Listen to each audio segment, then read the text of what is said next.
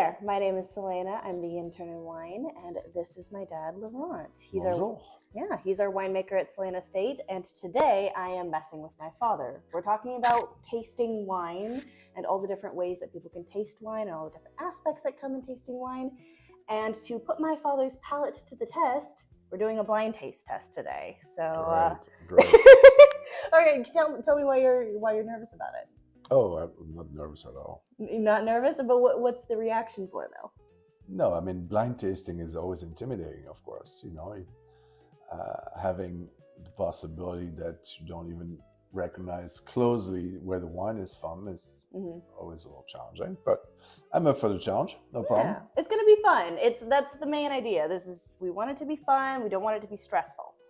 Now, we have 2 whites and 2 reds that are separated in their own personal categories. I know where everything is from, and I will tell you, the audience, where they are on screen somewhere. Yeah, we're going to see if Dad can actually guess either where they're from or the varietal. So we're going to figure it out. All right. I see. There you go. So where do you want to start? Let's start with the whites over here. And to get us started, the main thing that I want to talk to you about in terms of tasting wine is what does a wine tasting experience look like to you? How does that what should it look like in terms of a taste test? So tasting? different ways of looking at wine tasting. Of course, you have wine tasting that is purely pleasurable and looking at just, the hedonistic aspect of wine tasting, or is this more of a setting where I'm looking at wine from a professional aspect, and whether I'm looking at the details, the defects, what I consider the qualities, why, and so on. So to me, it's 2 different, ways of looking at the wine and 2 different ways of tasting the wine, of course. When I do a tasting that is purely professional, when we're at the winery making wine, we look at things that are in a very technical way. So, for example, this white wine, for me, one of the things that people have disregarded a little bit over the years that I've been in the wine industry, there's been, I would say, a little bit more tolerance towards, having less clear wine. And for me, as a winemaker, I've always been, trying to have a wine that is as clear as possible, as limpid as possible. So the first aspect of the wines, I would look at the clarity and make sure that, it's clear and it's got beautiful shine to it. Yeah. So all those 4 wines are, pretty clear, have been, well put into the bottle without any haziness whatsoever. And then I'll just, look at what the color is like. Is it an evolved color? Is it a color that is more of a green tint? Is it more, evolution of color exactly? Like this red wine is obviously a lot lighter than the second one, so you have a difference of depths of color as well. And then, without swirling the wine, I'll put my nose in the glass and smell the first nose of the wine, and it has to be, something that gives you the first impression of the wine. And then you will start swirling to put all those aromas in motion in the glass, and you'll get a different intensity to the wine. So you'll be able to judge how much, the intensity of the wine is there and how fruitful it is, or floral, or whatever component you'll look for in the wine. But that's about the visual aspect and the smell and the first nose of the wine. And then you'll be putting the wine in your mouth and trying to see if it's, first of all, an enjoyable experience, and then you're looking at the acidity, you're looking at the sweetness, the tannin structure. All those elements will be things that you'll be noting and making notes of. So that's a little bit of the first approach to the wine. So that's kind of the 3-pronged structure of looking at the visual, the nose, and the palate of the wine, and actually tasting it. is that different when, you know, you're doing a wine tasting for work versus when you're actually tasting it for pleasure, essentially? Like, do you follow that same approach throughout all the wines that you approach? Yeah, but very fast. I mean, the visual, you obviously just notice when somebody pours the wine if it's clear or not. And then, because we are from the wine industry, we'll always stick our nose in the glass first and smell and have, an impression of the wine.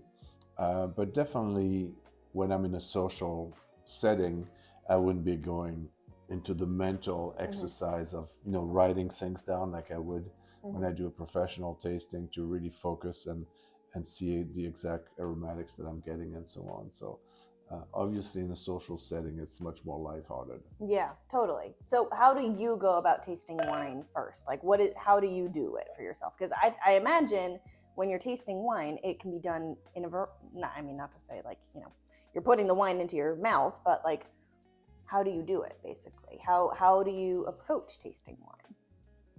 So, like I said, I will go through the 3 steps of, the visual, the nose, and then the mouthfeel or the palate. And then I'll have those main elements when I'm in a social setting that would come out. And then when I'm professionally tasting, I will write down all the dominant aromatics with an element of intensity associated with them. And that's about the extent. And then I will have an overall impression of the wine, or a rating, for lack of a better word, of the wine. Or, I don't use any kind of scale, but just when the wine is really exceptional or wonderful, I'll just use those words to qualify how good the wine is in comparison to my own memories of other wines. Yeah.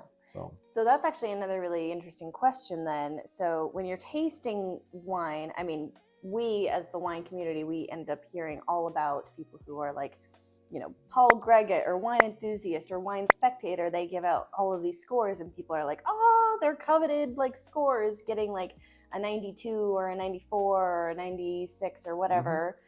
What does that mean for the layman person who has no idea what Wine Spectator, what Wine Enthusiast is? Is that like a letter grade score? What is that? So every taster has his own palate and has a style that they've, developed, and a liking for certain styles of wine. So, one magazine versus the other might like different things in the wine. So the same wine could be rated by multiple magazines and have very different ratings. Again, I don't personally do any ratings of the wines. I don't have a score system that I use. I just have a scale of quality in my head. And when it's of exceptional quality, I remember those wines. I have a very well-trained memory that allows me to remember very easily the great wines, and I tend to forget very easily the poor wine, which is really good in my business, because then I'm very complimentary to all my friends about great wines, or what I think is great wines. And when the wine is poor, I'm really good at forgetting about it and going on to the next wine, which is good. And kind of just ignoring what you think absolutely, yeah. So it's a good quality. But no, it's, the scoring, I'm not going to get into the scoring of magazines. It's, it's nice when you get it, because it puts your wine in, the flashlight and the light a little bit. The limelight, yeah. Exactly. And people, sometimes read them. It seems like the scoring system is getting less and less powerful. So the word of mouth is more important. So it's essentially, how do we enjoy those wines, and what makes you tick about those wines that becomes more important. Yeah, that totally makes sense. So you want us to go into those wines, huh? Yeah, just dig right into them while we're talking, because I feel like as we're tasting and trying these wines, we should experience what what this is. And I actually just did something that some people I've gotten this question so many times actually in the tasting environment, because I will give people like, the spit cup, and people actually ask, why do winemakers spit? Well, because if we drunk all the wines that we taste, we'll probably be pretty toasted by the end of the morning. Yeah. During harvest, we'll sample over 200 wines a day. Mm-hmm. Granted, the wines might not be all the way through alcoholic fermentation, so they have still a lot of sugar, so they're not very high in alcohol by that time, but still, the accumulation of all those wines would make you very tipsy. So that's the reason why we spit. Mm-hmm. So the first one has a nice, both wines have a fairly light colored robe. So I wouldn't say they, very dark. They have a nice little green tint to them. Seem pretty young, certainly not evolved in age. Yeah. The nose at first glance to me is more minerally on this first wine. It has a nice hint of floral component to the wine, but mostly kind of a minerality, almost a little bit of a Flintstone Ness to it. component to the wine.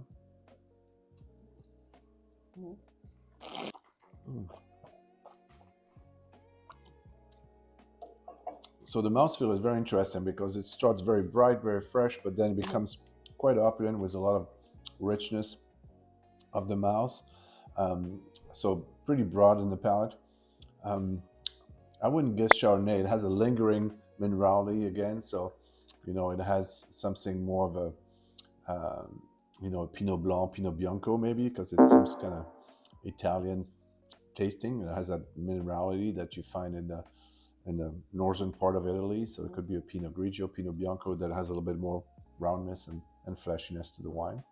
But very nice wine, nice lengths. That's one of those things that I also kind of look forward to is the length of the wine. How long does it last?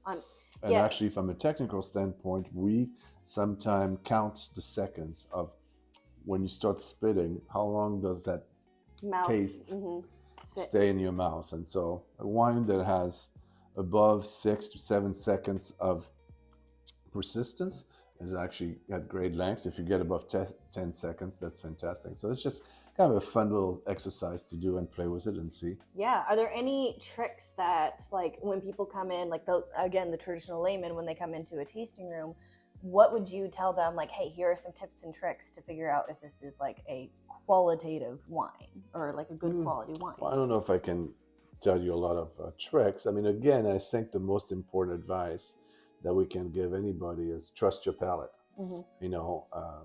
I might like this wine a lot, but you might not, and it's perfectly okay, and vice versa on all those wines. So I would say just trust your palate, enjoy, and see what you like. So that's the first advice. Trust your palate. I mean, my palate is potentially more educated than yours because I may have tasted a lot more wine than you have. Yeah, that whole 35 years plus experience situation there. Exactly, but that doesn't mean that my palate is any better than yours from the perception aspect. It's just been trained better. So tasting is really a matter of memory. So memory comes with time that's accumulated where you've made those memories that you can bank there in the back and that you can come back out and say, well, this tastes like this and this because I've already tasted that. If you don't have the point of reference, you can never do that. So the second one is a lot more subdued in the nose. It's pretty quiet. It doesn't, so when I come out to the nose, it doesn't deliver very much. It's not very generous. So pretty, you could almost say pretty closed. So that's that first nose. As I swirl the glass, I'm getting a little bit more aromatics, but still pretty subdued, not very powerful. So that's kind of another question then. Why swirl the glass? Well, again, to get more of the intensity of the aromatics. Just physics, you're just putting everything in motion. The aromatics are coming out of the glass and you are getting more intense flavors. Yeah. Another question actually I get sometimes is the glass itself. People ask quite often, especially out here, because we have multiple different styles of wine glasses that people can try from. What's the difference between all the different glass shapes, basically? Yeah, it's fascinating. I mean, there's a few very, very famous glass producers that have done so many glasses that are particularly shaped for a style of wine. And, believe it or not, it makes an amazing difference. It's really fantastic to see how the shape of the glass with a certain style of wine the shape is more conducive to getting the aromatics out. That changes your impression, both in the nose and the palate. So it's just a fact. And so then you have to also make your preferences and see which kind of glass you like better with different kinds of variety. But again, some of the glass manufacturers have done a really good job to do this. But typically for me, going back to the basics, and you know, not a very sophisticated glass, but I like a glass that had a shape in form of a tulip a little bit. So the aromatics, you know, there is a little bit of a, like this particular glass has a nice curved body here where you can swirl pretty well, and then all the aromatics are focused in a tulip shape form coming back and intensified at the top. So almost like a funnel. Exactly. Well, it's just, you know, exactly gets the aromatics back up. So that's what I look for. Yeah, makes sense. Sorry, keep going. Yeah. So it's still, you know, even though now it's been in my glass for about 5 minutes, still not very fragrant. So in the mouth, it's a little bit more generous. It has a nice white peach fruit. It's a little rounder, softer. Very short, so not a great length wine. It has a little bit of a mineral component in the back of the palate. Yeah, not a wine that I'm thrilled by. I enjoy the first one a lot better. I think it has more length. It has more zestiness to it. Yeah, this has a little bit of a kind of a Chardonnay component to the wine. I think it's round enough that it could be a Chardonnay. But again, it's one of those wines where the typicity is hard to kind of pinpoint, because I don't think it's a great example of what this wine should taste like. So I'm putting my foot in my mouth by being blind, but I'm not very, very impressed with this wine. It's a little, it might need more time. It's just a little subdued. Okay, that's fair. Yeah. So the first red wine actually has a beautiful color, limpidity. No, that's a Pinot Noir. Very typical of, you know, Oregon. I think it's a Willamette Valley Pinot Noir because it has that element of spice that is really, to me, one of the trigger of how I recognize Pinot Noir from the Willamette Valley. Beautiful red fruit, nice balance of oak, and a little bit of a violet component, red fruited. A little musk at the back, so a little bit of the kind of the I'm very excited for you to try this one. leathery component of the wine.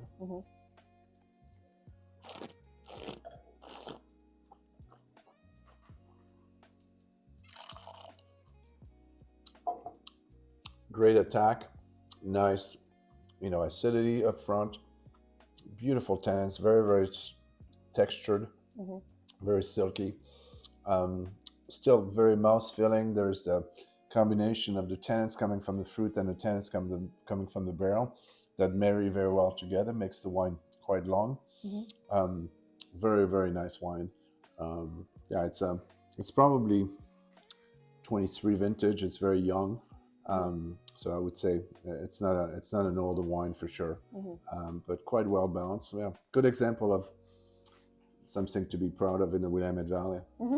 Oh, are you laughing? Yeah, I'm laughing. Okay, maybe it's your Rioja from Spain, huh? I don't know. Well, I do know, but. So last one is, you know, much deeper, both in color and in intensity.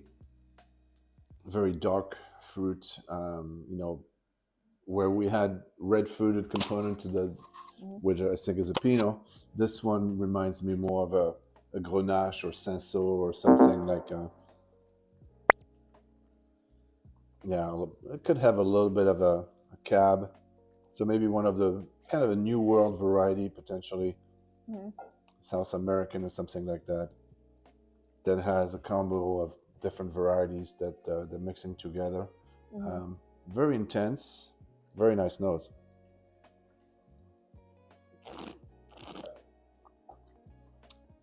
Yeah, I'm going more towards the Syrah, Mourvèdre. Yeah, something of that nature. It feels like, you know, it's very round, very fresh. It feels more like a New World wine, but it could be could be an old world as well. Yeah, I would say something like a Syrah, or something from the families of the Syrah grape, and yeah, nice texture. Yeah. Nice lengths. So here's another question then. In terms of wine tasting, I get people who come into the tasting room all the time, and unintentionally, I will go through my spiel, right, and start talking about the wines, and people will stop and look at me and go like, "What are you talking about?" Like, and they don't understand what the technical notes are when I say like, "Oh, it tastes like white peach," and blah blah blah, and they think quite literally that it's like, oh, some people think almost to a certain extent that we've added white peach flavoring to the wine to a certain extent, or something like that, or so the lingo of wine tasting is very intimidating, and it makes you look like a snob actually, because people think that, oh shoot, if I can't find all those aromatics in the wine, then I'm not capable of tasting and appreciating wine, and that part is far from the truth. I mean, the bottom line, the least amount that you can do is taste the wine and go. And that's enough. That's very sufficient for enjoying the wine. But yes, what might be your white peaches might be somebody else's nectarine, or the best example that I use quite often is tobacco. So people say, oh, this smells like fresh tobacco. What the heck is fresh tobacco? Did you grow up in the South and you had a barn where you were hanging leaves of tobacco to dry? Or is it your grandpa's tobacco that he was putting inside the pipe? Or is it your grandpa's tobacco after the pipe was smoked and it was just smelling like a smoked pipe? Like a cigarette or something. Or is it a cigarette? Or is it an ashtray at 2 a.m. in the morning? So this is all the component that could be associated with tobacco. So again, your language is very important. What you remember and what your brain has registered as tobacco is not the same as what you've registered as tobacco. So, it's a whole different language. So when I taste with, other winemakers and our winemaking team, it takes us a long time to understand each other's language and understand each other's palate, understands how you like wine, how your partners like wine, and so on, to have a similar way of talking and understanding wine. But the bottom line again is that liking or disliking is the most important, and trusting whatever your palate is without having to think about which attributes I have to associate this wine with. The most important is that we as winemakers are trying to give pleasure. We're trying to be hedonistic, and our goal is to give you a very pleasurable moment when you put the wine in your mouth. It's got to be an enjoyable moment. So that's the key. I like that. So another kind of question that goes along with some of these wines that I know from, knowing what these wines are, probably have some things like this. In terms of the winemaking, like technical notes, like when it comes to that side of things, like again, we in the tasting room will talk about, oh, this has 20-some% French new oak from barrel aging, or this has gone through malolactic fermentation, or this is carbonic maceration, or this is what the mousse of a sparkling wine, which we don't have in front of us, like should feel like. Can you kind of guide us through like what talking about that looks like versus how that should feel in terms of like in a tasting room setting? Well, I think for me, I've always tried to keep the lingo on the winemaking side as little as possible. So I think it's intimidating. It's not really necessary to understand the wine. Again, if you want to geek out and you want to know exactly how the wine was made, that's a different subject. So then, of course, the percentage of oak would guide you into tasting. I didn't, except for the third wine where I found a lot of oak component, but beautiful oak component. Which, describe the oak component to me. What do you get when you see that? So this definitely had a very frank vanilla roasted wood component to the wine that was together with all the rest of the flavors. But when you smell in a wine, it's definitely, you can tell as a winemaker and somebody has tasted wine that this is a component that was added to the wine from the aging.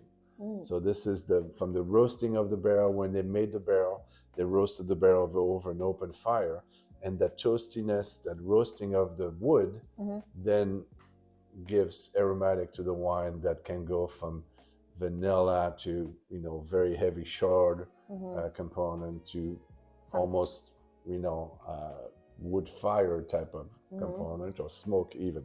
So it's got all those different tones that coming from the wood. Yeah.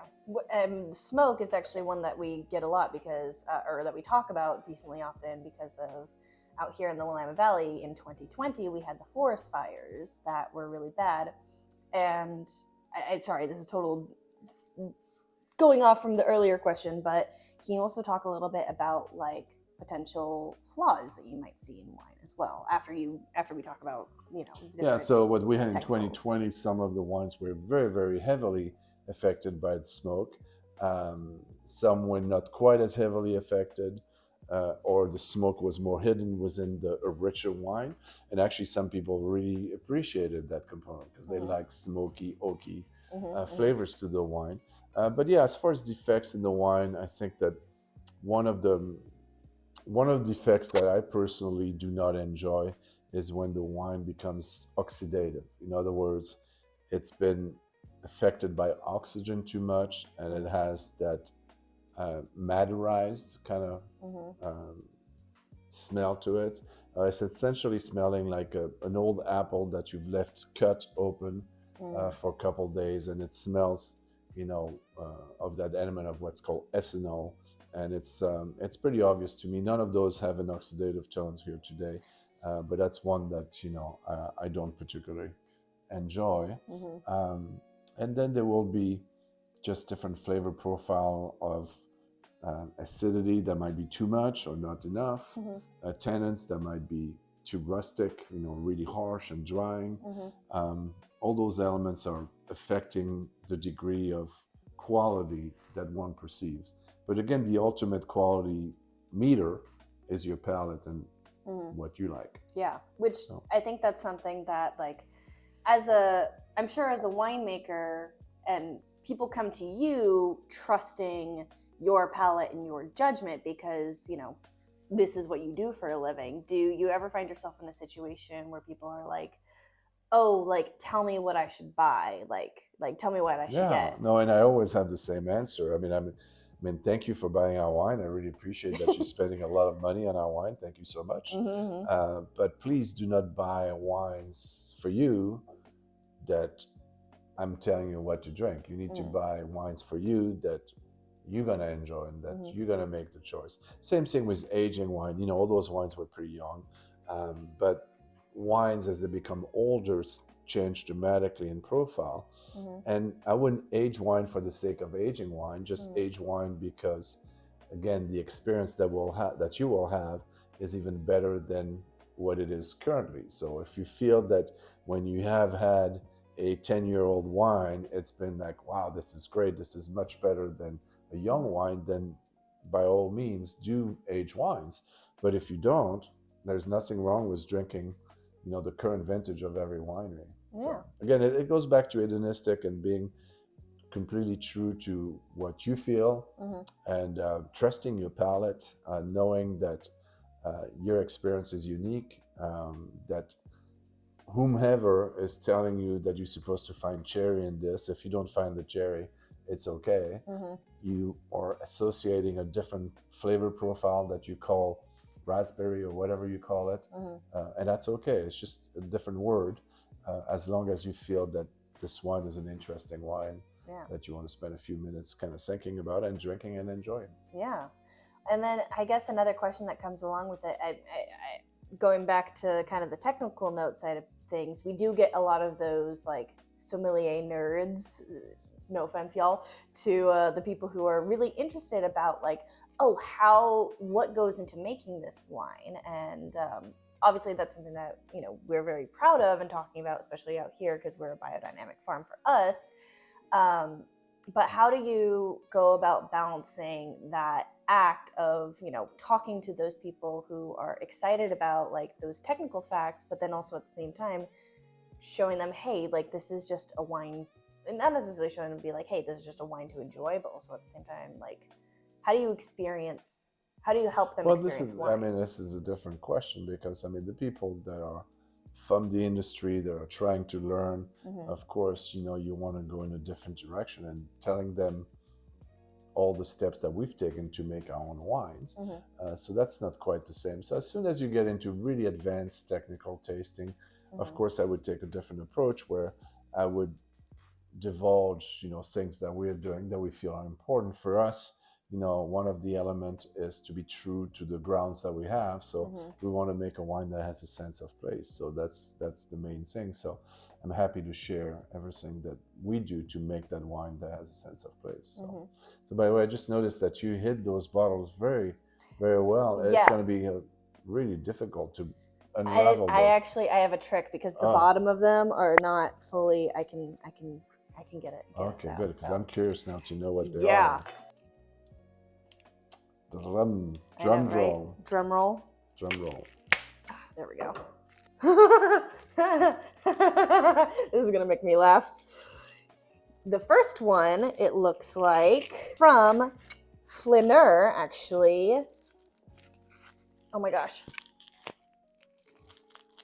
There we go. A Chardonnay from the Willamette Valley. There you go. So that was the first one here from a club membership that I actually had for a while. Nice wine. I really liked it. Yeah. I thought it was more Pinot Blanc reminiscent, but which is, sometimes close. Pinot Blanc. Yeah. In Alsace is planted as a wrong clone of Chardonnay sometimes. So. Oh, well, that's always fun. Very nice wine. What's the second one? Second one is an Agliote, actually. Aligote, yes. There we go. From Bourgogne. Bourgogne. Yeah, there you go. Which I'm shocked, actually, because weren't you just talking, like last time we did this, that you were saying like Agliote was something that you were really excited about at one point? I can't remember. No. Am I crazy? Okay, cool. But, I'm just crazy. It's fine. No. Aligote is a very interesting variety. Not excited enough to, plant Aligote here, but are you struggling with that? I know. Way too well kept. I think we need some scissors. I know. You got to cut those things here. I'll cut it out. Yeah. You got to cut them all out, otherwise I'll never. Yeah. Yeah, this is silly. That was a good intention. Great intention, flawed execution. This will go into the bloopers reel. This one. All right, so the third wine, I'm excited to see. Yeah. The rest of those are very pretty wine. No, yeah, I'm glad you really liked it, but it is not a Pinot Noir at all. Oh. It is a Inta Rosso, basically. Inta Rosso, wow. Italian wine, actually. From near...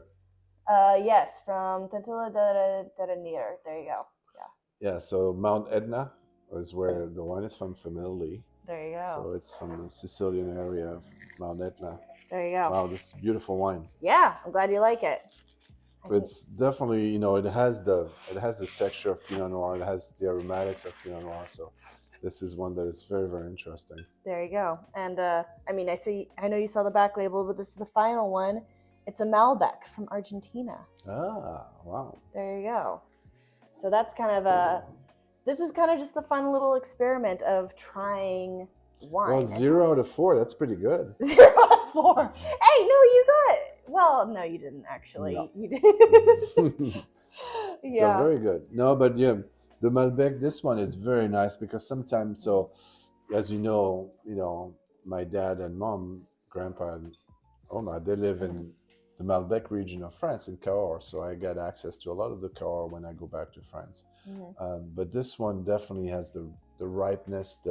It's probably fairly decently high in alcohol too, isn't it? 13.9, yeah. Yeah, so 14%. Yeah, it's much richer than what you would find in the old world, but very well made wine. So kind of a fun little additional question that goes along with that. You just made the joke of 0 out of 4, not bad. Right. I guess some people, we see all these wine sommeliers and people in restaurants, or the grand wine masters who Right.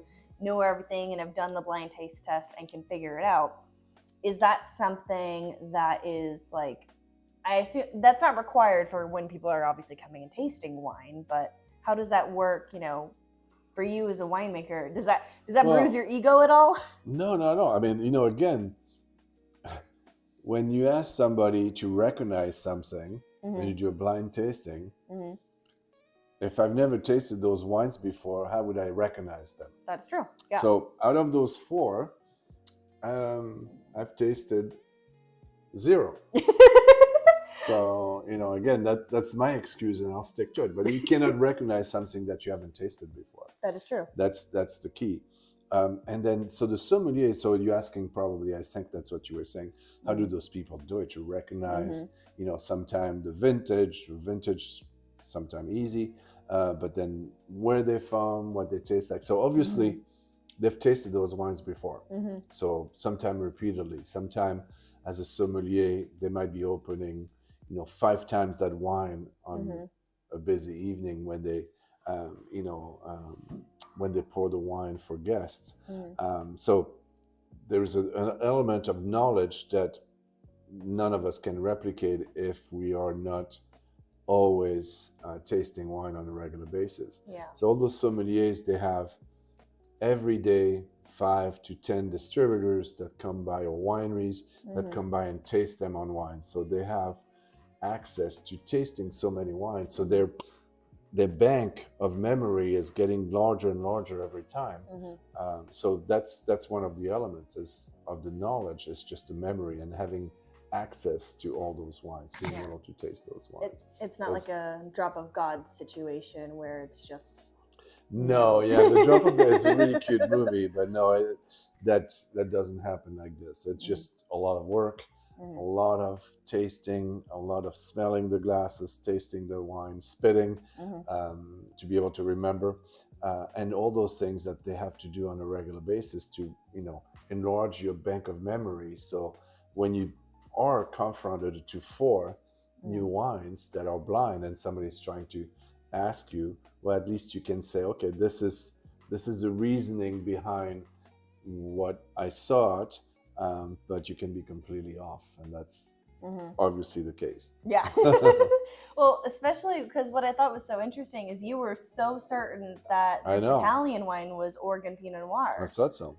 I know, that's something that, is actually kind of exciting when it comes to talking about wine, is the similarities and differences between like regions, and also at the same time, like saying, oh, if you like XYZ, you may also like, ABC. Yeah. And so, like, do you ever get people who come to you and are like, hey, I really love, this that you make. Can you recommend me something else that is similar? When somebody asks me for a nice Willamette Valley Pinot Noir, I'm going to say Edna Rosso. Okay, come on. Absolutely. No, I mean, actually, it's funny because I have tried a lot of Edna Rosso whites recently, but not reds. And so now I need to learn a little bit more about, all the different components of this wine.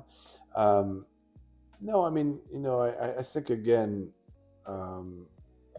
when it's on the non-blind settings, for people that come to our tasting room here, they're obviously interested in knowing more about the Willamette Valley. So it's more gearing them towards the nuances of the Willamette Valley. Is it a Yamhill Carlton territory? Is it a Dundee Hills? Is it a Eola Amity influenced wine? So to me, it's more important to kind of give them a better understanding of the greater Willamette Valley than it is to try to gear them to something completely different, like the joke that I was making here. But so I think that when you're able to make a real journey for the wine, that's a lot more exciting, a lot more interesting. So well, thanks for putting me through the blind taster, and hopefully you guys enjoy the show, and you should do the same at home. It's very humbling. It's very humbling, and I think it's very exciting to try it. And final question for you, which did you like the most? I obviously, the first wine The flaneur was very, very delicious. Even though I didn't find it as typical as I thought it should be of Chardonnay, I still thought that it had, body. So that's why I equated it to a Pinot Blanc. But I really like this one. And then the Etna Rosso was obviously my favorite for my descriptives. And then the Malbec, and the last for me was the Aligoté. All right, I like it. There you go. I think for me personally, I like the Agliote better than Aligoté. the Aligote. Excuse me.